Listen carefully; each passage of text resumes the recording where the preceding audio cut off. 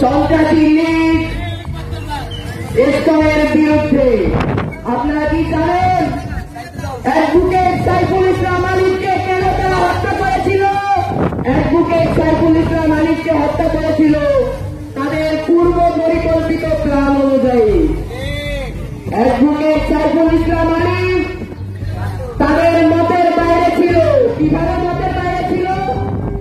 যারা নবমুসলিম হতো, যারা হিন্দু থেকে খ্রিস্টান থেকে বৌদ্ধ থেকে মুসলিম হতো, তাদেরকে সরকারি কাগজ করে দিত, এফিডেভিট করে দিত, এটা পুরো ফ্রি করে দিত। এজন্য সাইফুল ইসলাম আলিম ভাইকে কুপিয়ে জখম করে হত্যা করেছিল তারা। আপনারা কি জানেন তারা এ পর্যন্ত যতগুলো সমাবেশ করেছে, আমরা ছাত্ররা যত সমাবেশ করেছি, আমাদের কোনো কেলেন নাই, আমরা কোনো অপকর্ম করি না। তারা এ পর্যন্ত যতগুলো বিভাগে সমাবেশ করেছে, প্রতিটা সমাবেশে অপকর্ম সহ বিভিন্ন ভাঙচুর করেছে তারা। আমাদের খুলনায় সমাবেশ হওয়ার কথা ছিল 13 তারিখ। আমরা ছাত্র জনতা সেই অবস্থান নিয়েছিলাম।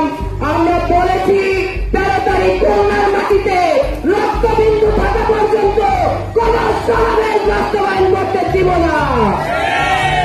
আমরা ছাত্র জনতা সবসময় ঐক্যবদ্ধ থাকি। আমরা ইন্ডিয়ার প্রভুত্ব দেখেছি। যারা আওয়ামী লীগ ছিল ইন্ডিয়াকে প্রভু হিসাবে মানত, তারা বাংলাদেশে যখন শেখ হাসিনা 5 তারিখে পালিয়েছে ছাত্রদের গণ অভ্যুত্থানে, তখন থেকে ভারতীয় দালাল, ভারতীয় মিডিয়া যেভাবে বাংলাদেশকে নিয়ে অপপ্রচার করেছে, সবগুলো আপনারা দেখেছেন না? আপনারা দেখেছেন। আপনারা কি দেখেছেন?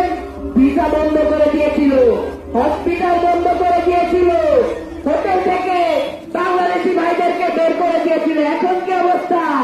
এখন কি দেখেছেন? তাদের না খাওয়া দিন যাচ্ছে, তারা রাস্তায় গ্যাংজট নাই, আগের মতো বাংলাদেশি চায় না বলে তারা অভুক্ত। আপনারা এটা থেকে বুঝতে পারছেন?